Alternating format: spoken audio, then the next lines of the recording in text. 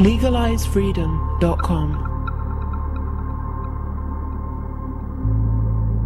Why are we here? Where do we come from? Where are we going? From the nature of reality to the future of humanity.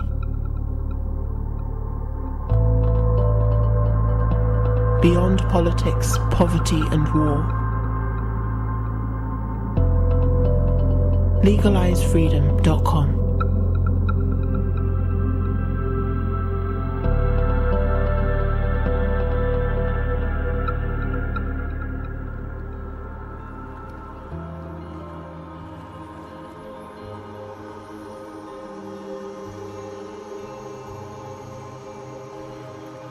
Greetings and welcome once again to LegalizeFreedom.com.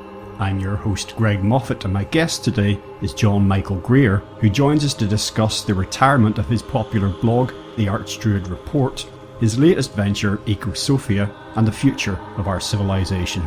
Over the years, John has written more than most and about as much as can be said concerning the decline and fall of industrial civilization. As the converging crises in energy, economics and the environment continue to unfold and politics plunges to new lows, he is making a shift in emphasis away from past paradigms and towards a spiritual perspective which may help salvage some meaning and purpose from the wreckage of our doomed society.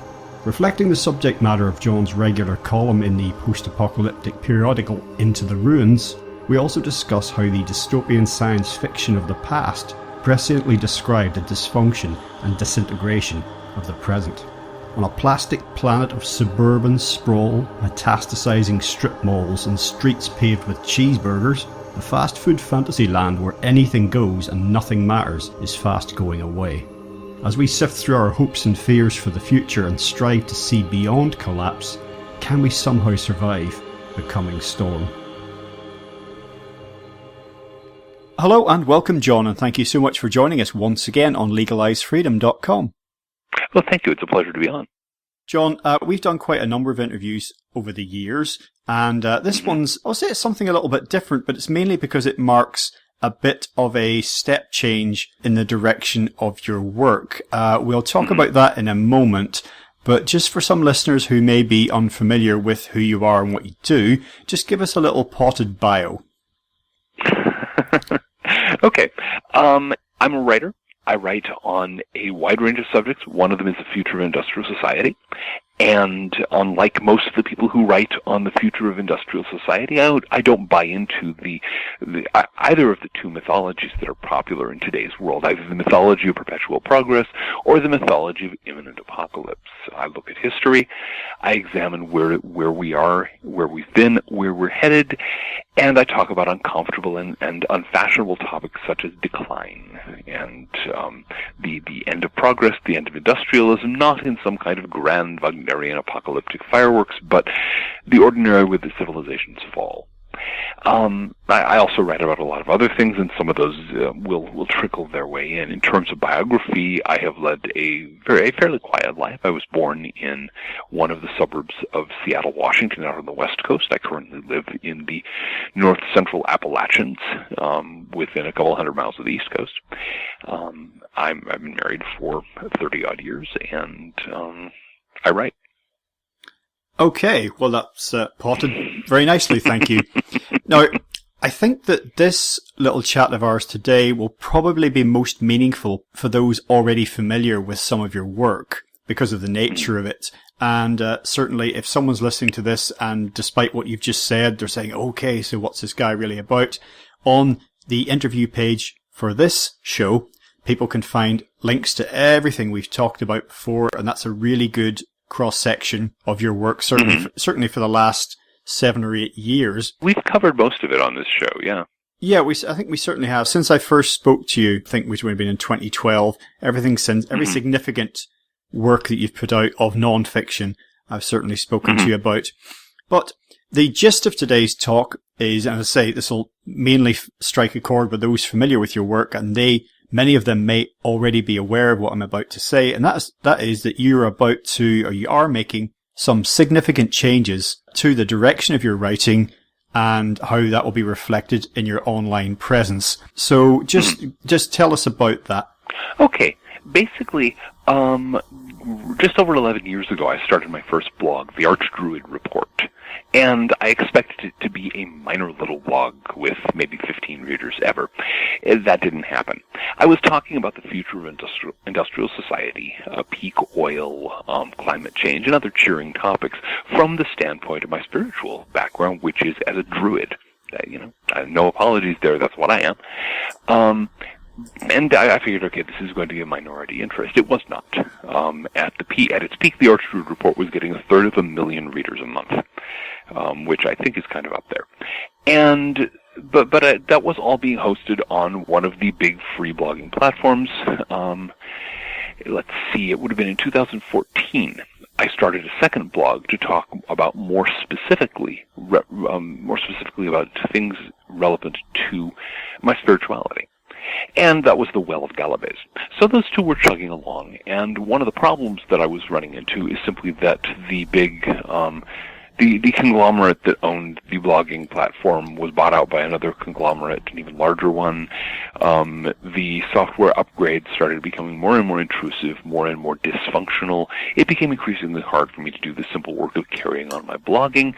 And a lot of people who tried to put through comments found that they couldn't. This is something that I've actually written about extensively now. I have a book coming out a little later this year titled The Retro Future, which points out that at this point, progress no longer means improvement in most cases. And so this blogging process, the blogging software, was becoming increasingly hard to use because it was being upgraded. And so I eventually reached the point where I was going, okay, draw a line under this, start anew. And so I wound up my two existing blogs. I made arrangements to open another blog on with server space that I was paying for, with a tech support person who I could actually get in touch with, unlike the big conglomerate free blogging site, which God help you if you want to try to contact an actual human being, and these other benefits, so that I didn't have to put up with the technical nonsense.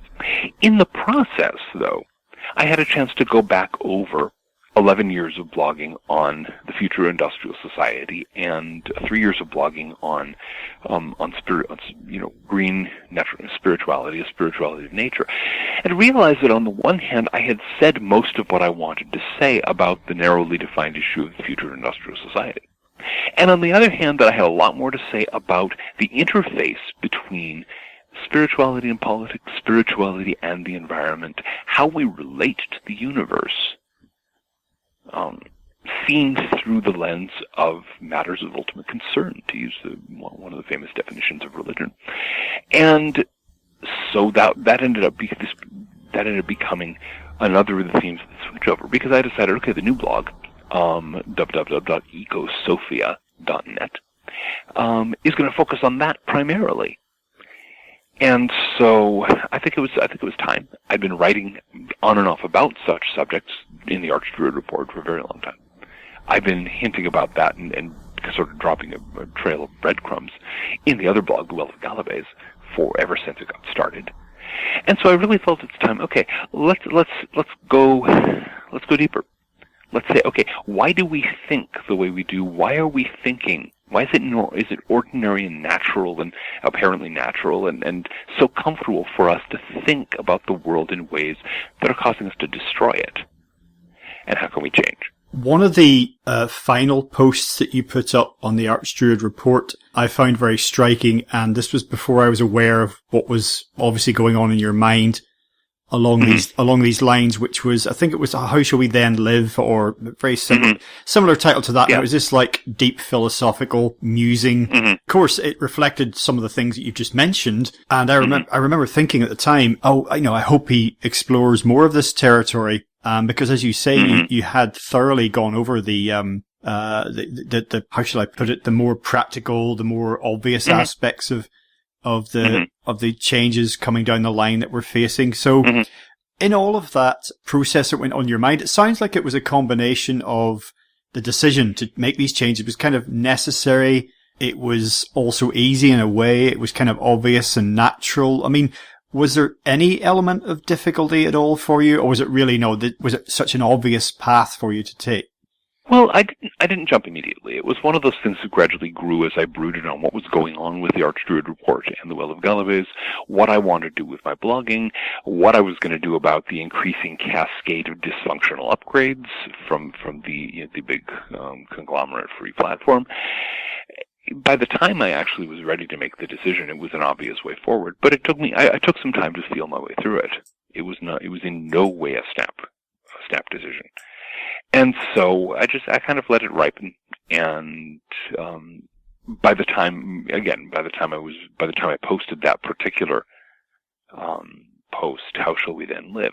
Yeah, it was clear to me that was the natural next step in the unfolding of what I was doing online, and generally in the unfolding of my writing. There's only so many times you can write, industrial civilization is in decline. It's just going to get worse. We've been here before. Here's what a dark age looks like. Here's the decline to a dark age. Here's all the ways we're already well along that process, ... You can only say that so many times in so many different ways before you're repeating yourself, and I didn't want to repeat myself. No, and I will say, as someone who's read all your books on this general subject, that you've done very, very well to actually, in some way, go over the same ground again and again, but each time add a little something, and sometimes add a great deal actually, but keep twisting it, and by that I mean, adding new twists, finding new angles, new ways to shine a different light on the same thing. So, because the underlying message is the same. So I think you've done remarkably well to keep it fresh, if that's the appropriate word for such a doom-laden message. Well, the thing is, the entire 11-year run of the Archdruid Report was ultimately the working out of a single set of thoughts, a single kind of cluster of ideas. Yeah. And that those had to be worked out and developed in many different ways and from many different angles. I spent like a year in there working on the economics. Those turned into my book, The Wealth of Nature. I spent, about a year and a half discussing the way that progress has come to function as a religious myth in our society. Most people nowadays put their faith in progress the way a devout Christian puts their faith in the second coming of Jesus. And that turned into my book After Progress, of course.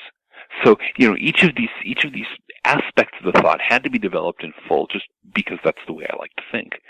And as I worked them out, I gradually filled in the available territory around this basic cluster of ideas. But it's basically done now.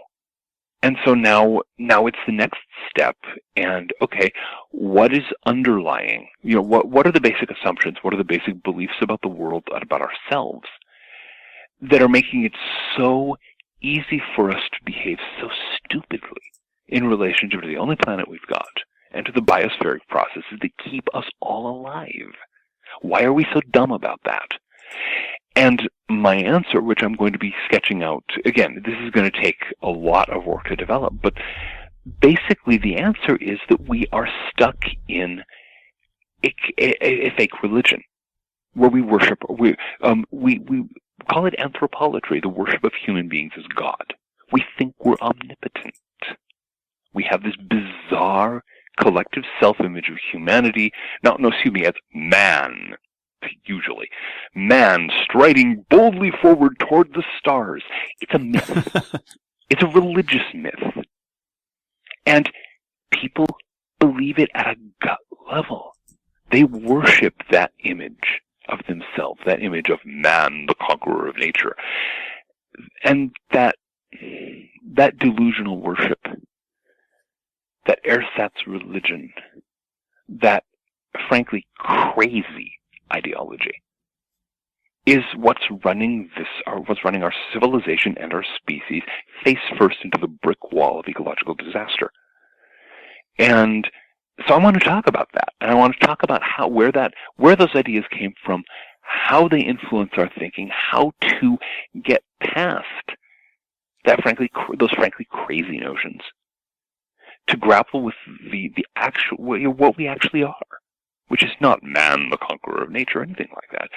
What are we how do we relate to the world? How do we relate to the living Earth? How do we relate to the universe as a whole? What can we expect from the future of our species? And what happens if we actually get realistic about that and stop believing in Star Trek fantasies? Of humanity metastasizing across the galaxy. And how do we express that in our lives? How does that change who we think we are and thus how we behave? I'm just kind of touching the edges of what is really a very vast topic here. And that's the thing that I want to explore. What happens after man, the conqueror of nature, is pushing up daisies in the cemetery of dead faiths?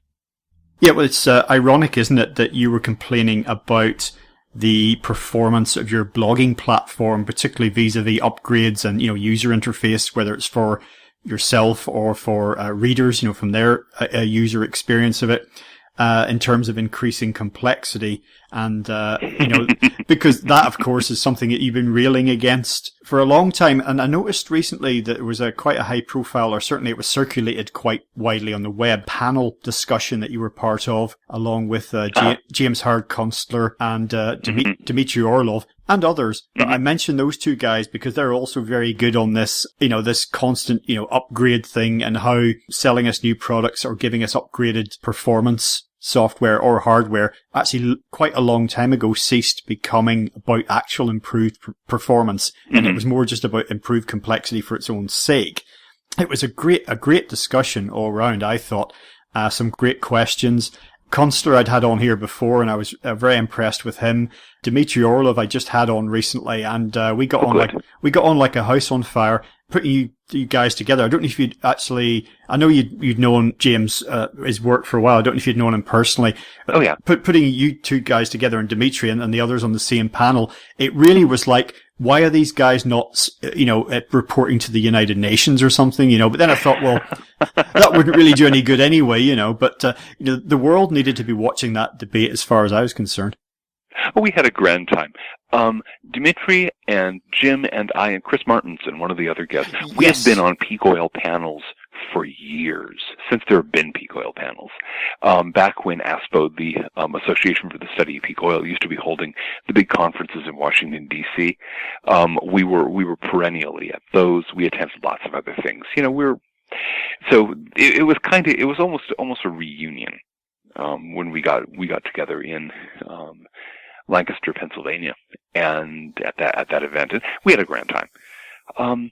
But with regard to the point you made about upgrades, yeah, Calvin Trillin, the writer and essayist, really hit a nerve. What was it? A few months ago, he had an essay out suggesting the scariest word in the English language right now is upgrade, because you never know what they're going to do to the software that you need, and usually they're going to make it worse.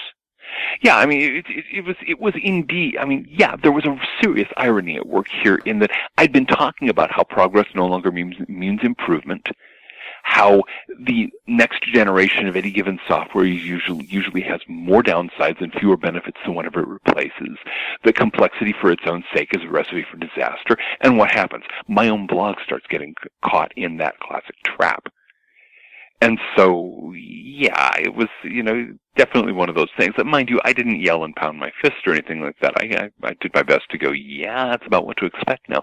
But the new blog is on a much less complex platform, which, again, has only such bells and whistles as I actually need. I have an IT person, an actual human being, rather than some kind of vast electronic algorithm or something, who I can talk to, and who in a very low-tech manner, and who can pull plugs on things. We've already had to disable one upgrade, which rendered one of the functions of the site non-working, and I'm sure there will be more.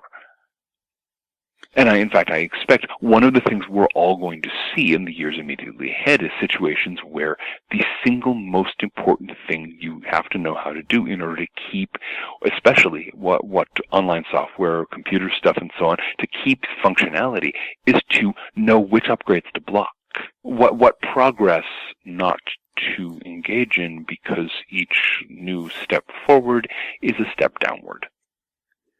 Well, not that long ago, I had the hard drive on my laptop failed terminally. That was it. Lights Okay. out. It happens occasionally. It's it's like the engine on your car blowing up. It's just one of these things. As long as you can recover the data, you're okay. So I spent my £100 or whatever it was on getting a new hard drive. One of the things, the side benefits, quote unquote, was, and the IT guy was very enthusiastic about this. He said, "Oh, we'll have to reinstall Windows.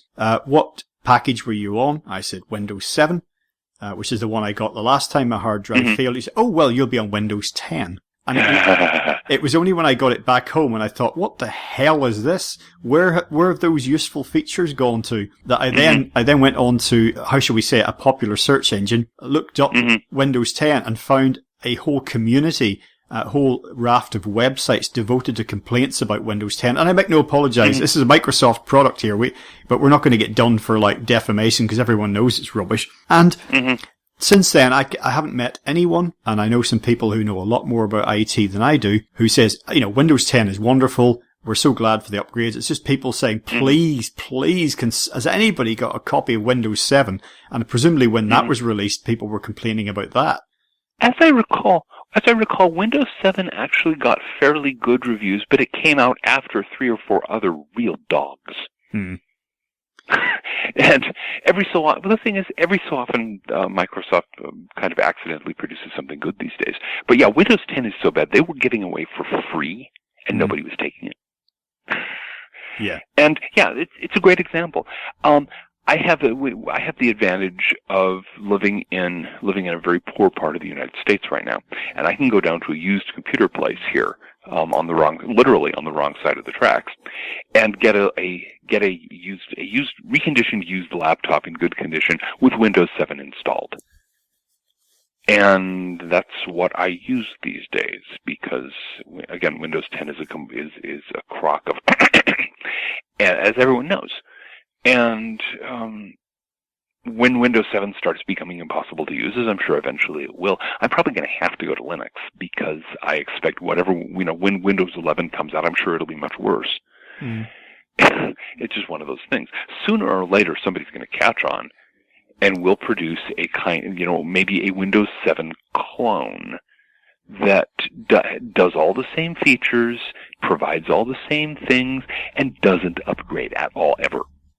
And my guess is whoever does that is going to make a very tidy fortune because they provide a stable, reliable product that doesn't upgrade. And I think that really is going to be the way of the future.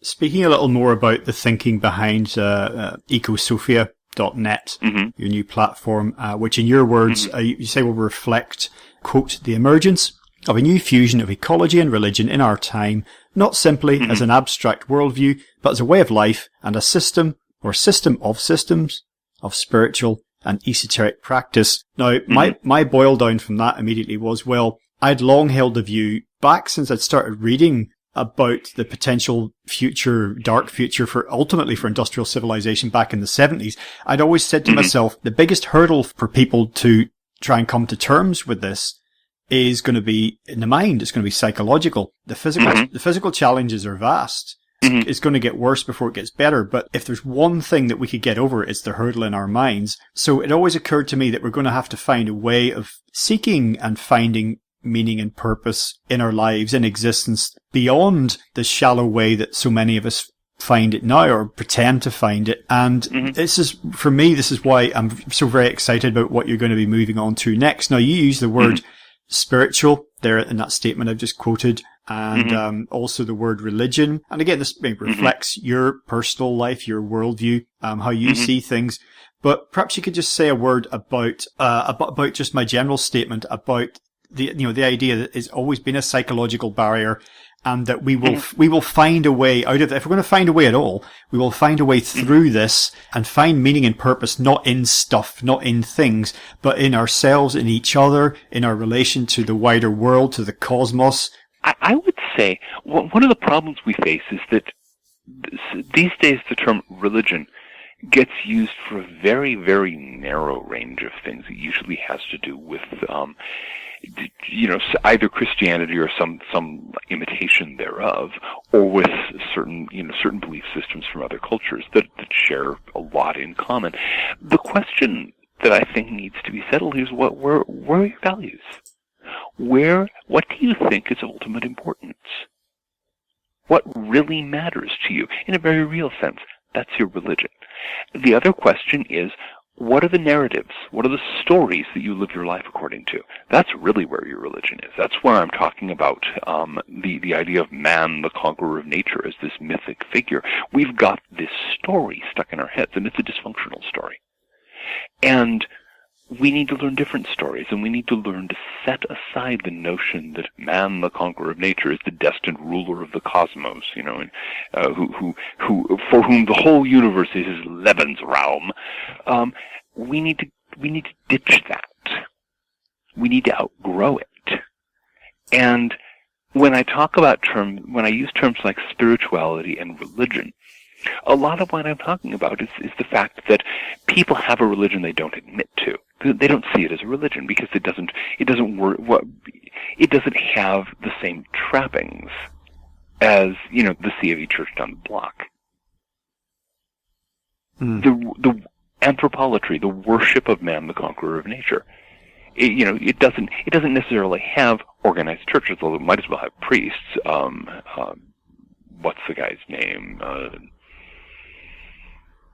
Carl Sagan was a great example in the not-too-distant past. Neil deGrasse Tyson, I think, is the current high priest of man, the conqueror of nature. You've got people who are basically preachers, who have exactly the same role in the worship of man, the conqueror of nature, that of a pulpit-pounding Baptist preacher has today. In their own religions, you have the ideology, you have you don't really have the holy books, but no religions have holy books, and there are certainly plenty of, screeds and pamphlets and books to encourage the faithful in their belief in the eternal triumphant, march of man, the conqueror of nature toward the stars, all this other stuff. That really does function as a religion. It's where people put their hopes, where a lot of people put their hopes of salvation. Progress is supposedly going to bring us this perfect world in the future, where everything, poverty and disease and death itself have all been solved, and we're all zooming our way through the stars, and blah-de-blah-de-blah. It's not going to happen. I think if we actually rub our eyes and look around ourselves and see what the world is that progress has actually made, a world in which your average working class person works longer hours, with fewer breaks, fewer holidays, and gets a smaller proportion of the value of his labor than peasants did in the Middle Ages. A world that is increasingly poisoned, increasingly polluted, increasingly dysfunctional, increasingly just saturated with noise of all kinds, and increasingly saturated with upgrades. Exactly. This is what progress has produced. And if we actually wake up and look around ourselves and notice, okay, here's where we were and here's where we are, and all the things that brought us to this current place are still pushing in the same direction. They're not pushing us toward the stars. They're not even pushing us toward Brave New World. They're pushing us toward this sort of dysfunctional plastic nightmare of endless clutter and endless noise and endless pointless labor feeding the machine until finally one too many spare parts burns out and your little corner of the thing goes crashing to the ground. There's a lot of little corners that have already gone crashing to the ground. If you go to Pittsburgh or you go to Glasgow or what have you, places that used to be thriving industrial centers and are now hellholes of poverty and despair. Those are places that, that's progress. That is one of the things that progress has produced. This is what we need. We need to actually pay attention to the world that progress is making, and then we can step outside of that unspoken but pervasive religious belief, religious delusion, in the inevitability and inevitable goodness of progress, and start saying, okay, do we actually want any more of this? So because it has to do with issues of ultimate value, because it has to do with the stories that govern our lives and where we place our values, what we value, where we place our hopes and our dreams, I think it's necessary to talk about that from a standpoint of religion. And that's gonna, I know that's gonna, rattle some cages. That's gonna ruffle some feathers. I do that. I make no excuse for, no apologies for that. The other thing I would point out, though, is that there have been a lot of attempts so far to deal with the problems of our time and the internal problems, the screwed up ideas we have in our heads, by doing it in a wholly rational way, by explaining in patient detail just how badly the mythology of progress and all of the things that come out of it fit the world we live in and how we're wrecking our, the only planet where we're going to live on. And it doesn't work. One of the reasons it doesn't work is that human beings are not as smart as they think they are. We are not as rational as we like to think we are. We think in stories. We think in emotionally compelling stories. And so it's necessary to get past the head trip end of things and actually get down into the belly of belief, into the belly of the stories, the attitudes, the narratives, the dreams, the unspoken cravings that actually drive us. And that's, again, something that religion does fairly well, and that, philosophy and head trip stuff doesn't necessarily deal with. So all of these things are going to be part of what we're going to focus on in the new blog, in Ecosophia. Just a quick reflection on your comment. You said about, people having a religion but not acknowledging it, not even maybe recognizing it. I, for one reason or another, recently had to go and look up some online images of the Large Hadron Collider at CERN. I was looking at the thing, just the immensity, the largest machine that exists on Earth. And I thought to myself, the word that came into my head was cathedral, and it was mainly because of the scale of the thing. But then I thought, this is the largest cathedral in the world. It is filled with priests looking for God. And that was a thought that I had, and that had validity for me. And I thought, what these people are seeking is meaning. They're looking for meaning. They're looking for evidence of a purpose. It then got me. Exactly. It took me off in a lot of interesting directions in terms of thought, which actually overlapped somewhat. When I then came to read about the changes you were making to your blogging, I just thought there's something that ties in here. Yeah, exactly. Because yes, that's a great example of the same sort of pursuit of ultimate meaning that created the cathedrals of medieval Europe. Is what's creating things like the Large Hadron Collider. We go out about it in a different way, but that's true in every culture has its own way of seeking ultimate meaning. And that's fine. But what do we do when that quest for ultimate meaning is is intertwined with a set of beliefs that's leading us to destroy, to devastate the only planet we'll ever live on? It's just, and so one of the things that I want to do, one of the core things I want to do in the discussions that follow, is to find a way to pry science loose from the religion of man, the conqueror of nature. Because science doesn't have to go down in flames with the industrial age. It can be preserved as a living activity. I think it would be very good if it were preserved. I mean, the scientific method is probably one of the half dozen greatest creations of the human mind. It's an amazing tool for learning about nature. But again, it's gotten harnessed to this essentially religious drive and hooked up, as I mentioned, to these delusional narratives that lead us to live lives of ecological stupidity and not even notice.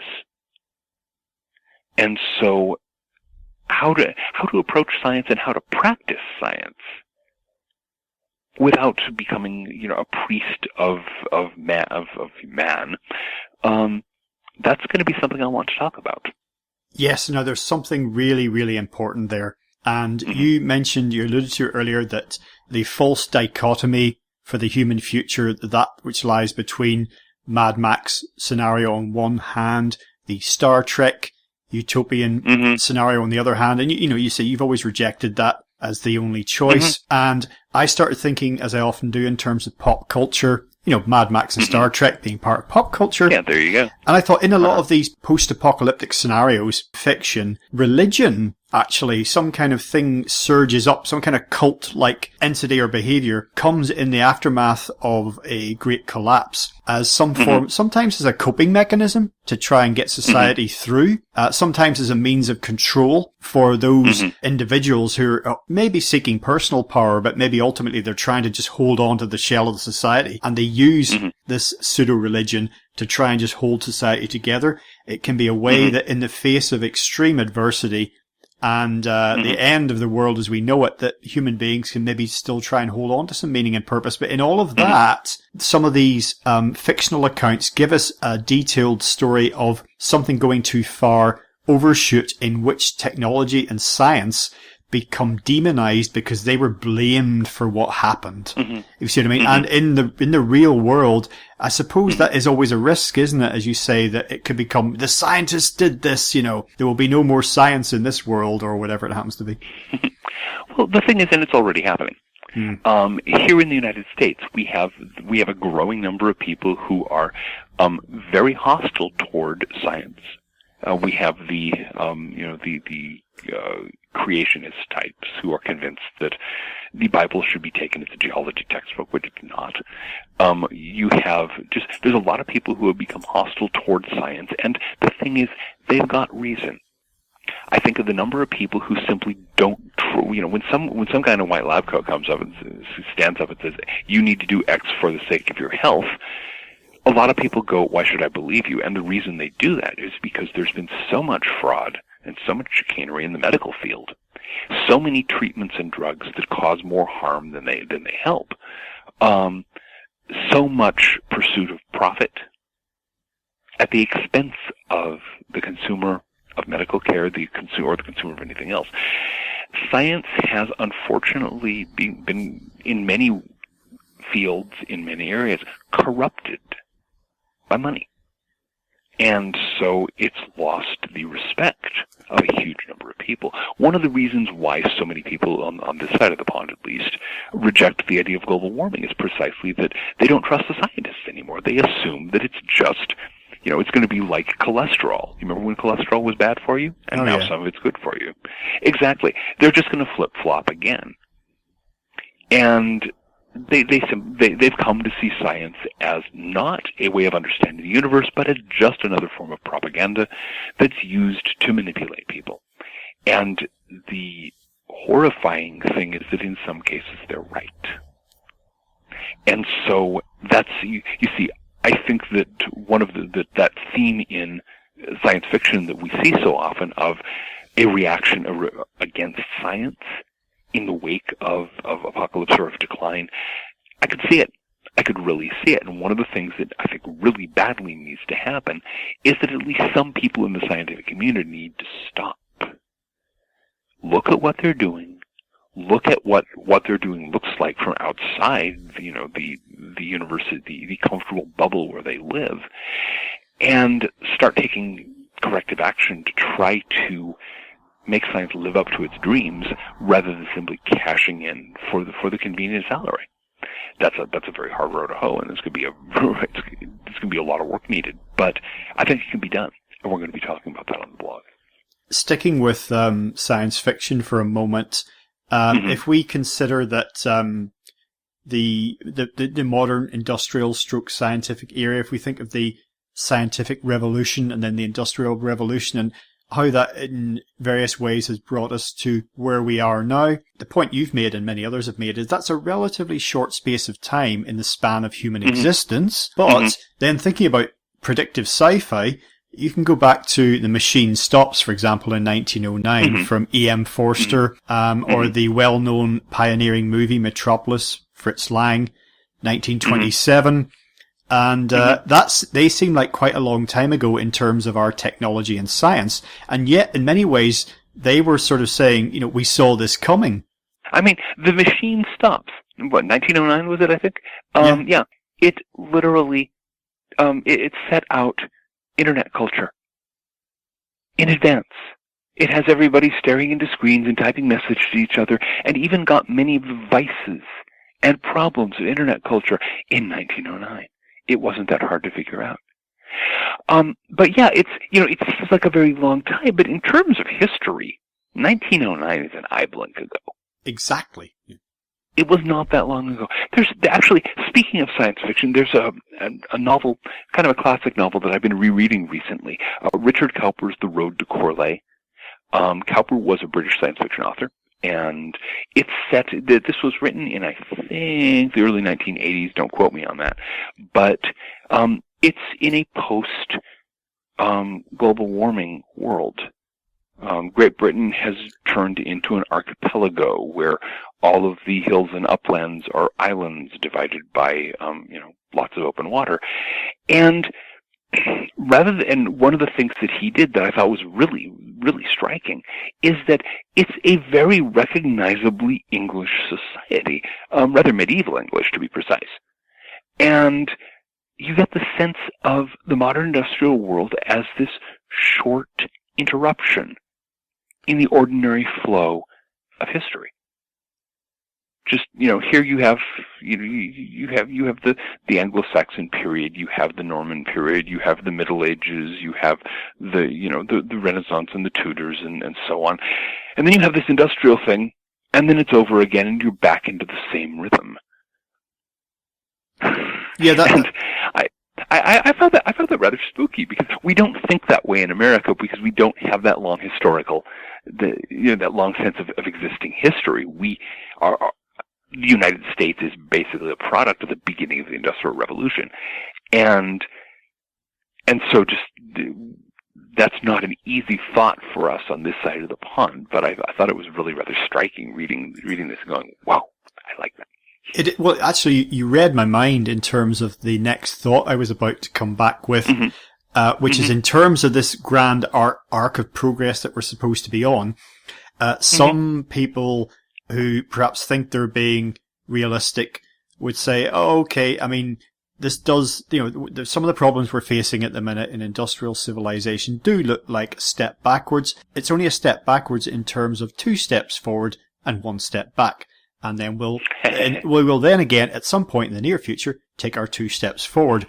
Whereas what you just highlighted in terms of that novel, which I'll actually go and look up afterwards, is that it's worth reading. It's not, well, yeah, exactly. I look forward to it. It's not so much 2 steps forward and 1 step back, but rather that we're now coming down from an artificial high, some kind of one-off drug that only existed for a brief time. And we will actually return to, as you say, a rhythm that has some kind of long-term viability, whatever word that you want to use. It's, We did. The drug is called petroleum. Okay? And we have been mainlining that sucker in huge quantities, having gotten addicted to it. And the problem is there's a finite amount of it available to us in this end of the universe. And so once it's gone, it's gone. And so many people assume, again, as a matter of faith, as a matter of religious faith, because they believe in that nothing can stop man, the conqueror of nature, from his epic pilgrimage to the stars. They believe there has to be some other equally concentrated, equally abundant energy source out there.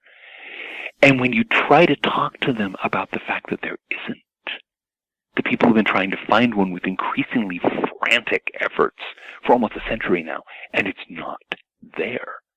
Then watching the blank look, because it has to be there. I mean, it's like the second coming. It has to happen. That's where you realize you are dealing with a religious cult. You're not dealing with reasoned thinking. In point of fact, for a great many reasons, it's very, very unlikely that our species will ever encounter another energy source as abundant, as concentrated, as useful as the petroleum that we spent the last, not yet 200 years burning through so recklessly. That was it. That was our big energy supply. And look how we used it. And now we're scraping the bottom of the barrel with increasingly frantic efforts trying to get what the little is left, the crud at the bottom. And trying to convince ourselves there has to be more. There has to be more, something somewhere out there. There's got to be another energy source. There isn't. And so that means, the party's over. As Richard Heinberg, he wrote a very good book on the end of the oil age with that title. The party's over. Now we're waking up sprawled on the floor with a lampshade on our heads. The place is trashed. The windows are broken. There's broken bottles all over the place. And we have an epic world-class hangover, and we're sitting up going, oh, crap. What did I do? That's the shape of our future. Well, in some ways, some people would say maybe it was better that we got that hooch, we downed that hooch in one, and we didn't try, we didn't try and make it, string it out over a few millennia.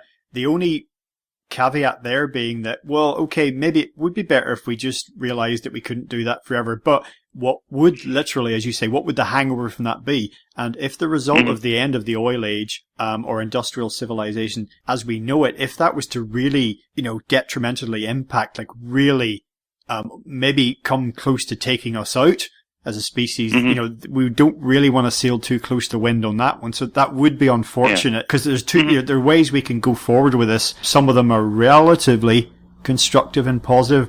Others see us coming very close to how can I put it? Very close to a very dark place that we maybe don't want to go, but maybe we might have to go through that. I mean, time will tell. At this point, the Hirsch Report, written by Robert Hirsch and a number of other specialists, published in 2005.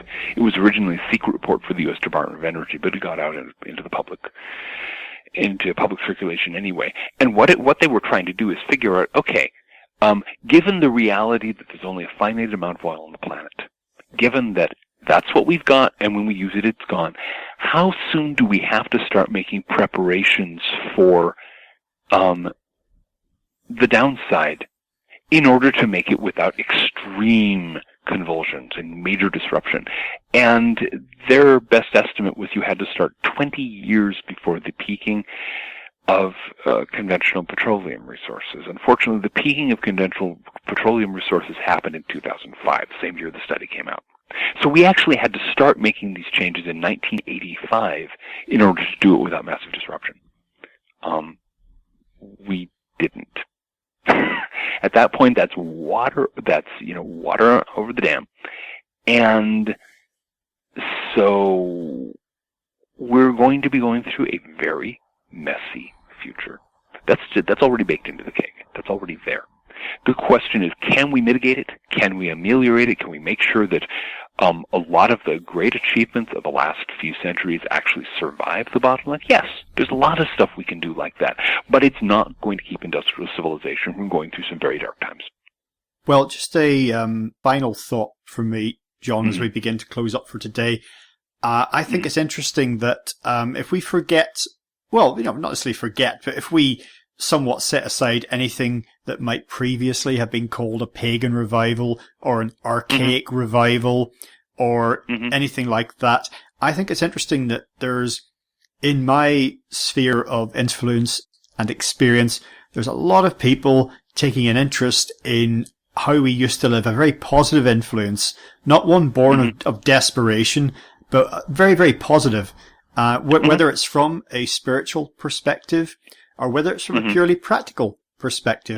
But I find just there's a magical and mythical consciousness kind of re-emerging that I see in tandem with a lot of interest in how we used to do things, and it's very inspiring. And I feel that there are, for every kind of internet addicted slug that is born today, who will just live in a single room and stare at a screen and with wasted muscles and exist on junk food or whatever, there is someone being born into the world that really will see it anew.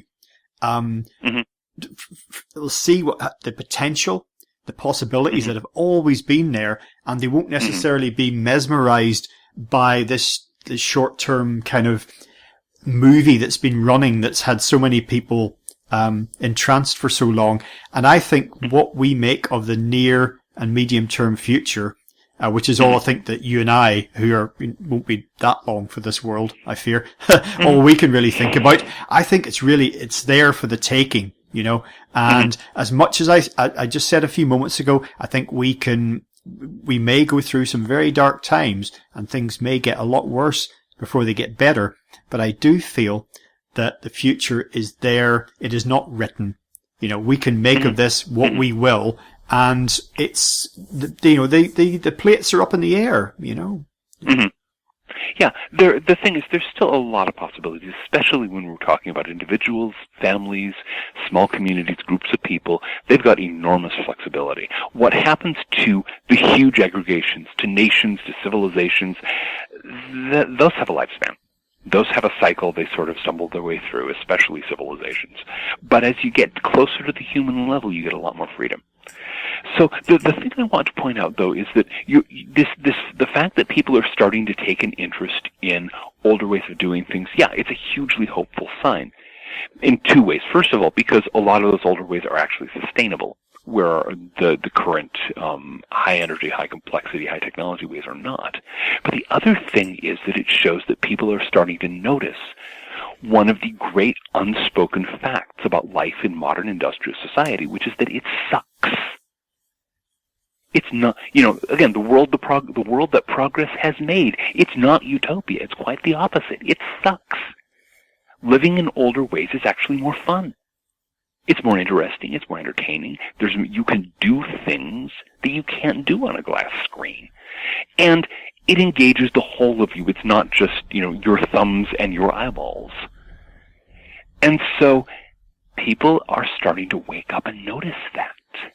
Now, when I say that, and I've said it at various times in various places, somebody immediately leaps up and tries to drag in some, usually caricature of some really bad thing that used to happen back then. Were there bad things that happened in the past? Of course. Okay. That doesn't mean we can't pick out the good things.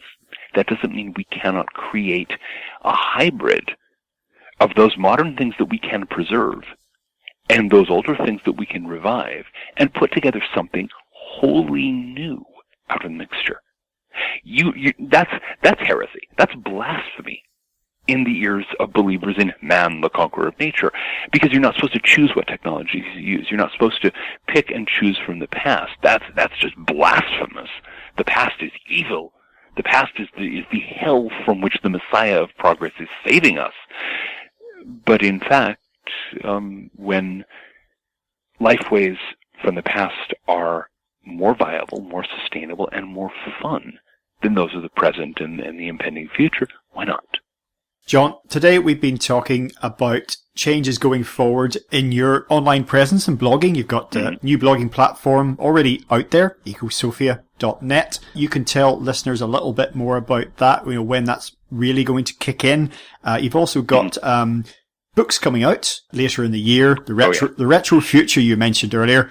Subtitle for that is Looking to the Past to Reinvent the Future. I also noticed that you've got something called the Occult Book, a chronological journey from alchemy to Wicca. That looks like something of a must-have. That's going to be fun. It was fun to write. It's been really fun to be part of the production process. Sterling Publications does these chronologies where they want like 100 vignettes from the history of something. And they asked me to do one on the history of occultism. And so I've got from Pythagoras to Nothing Happened Today, December 21st, 2012, a sort of capsule history of 100 events in the history of occultism. It's a fun book, very well illustrated. I'm looking forward to that one. Yeah, it looks great from what I've seen so far. And your aforementioned blog, the Archdruid Report, it seems you're going to actually that will be going away as far as online is concerned, but that's going to be presented in a 10-volume print edition ultimately. In a 10-volume set. It's exactly. in process. Well, just in closing, remind folks of your new web addresses, where they can find you, because of course any of the forthcoming projects we've just spoken about, they'll be able to find information, links, everything they need about all of that at your new website. That's at my new digs. That is www.ecosophia, ECOSOPHIA.net. That also has, by the way, directories and links to all of my books, and to a bunch of older essays and so on that I've written, and various other things. I'm gradually... It's got some placeholders, and there's already some conversations going on there. I expect to start blogging regularly right around the summer solstice. That's June 21st for those of you who don't speak Druid. And I expect a good time is going to be had. The new site is shaping up really nicely. For those who also like the slightly shorter variety of social media, I also have a presence now on Dreamwidth. So ecosophia.dreamwidth.org will get you my occasional, maybe a couple times a week, references to new books coming out, reviews of other people's work, catcalls in the direction of unusually stupid news stories, all kinds of things like that. Wonderful. Well, John, thank you so much for joining us once again on legalizefreedom.com. Pleasure to be on, as always.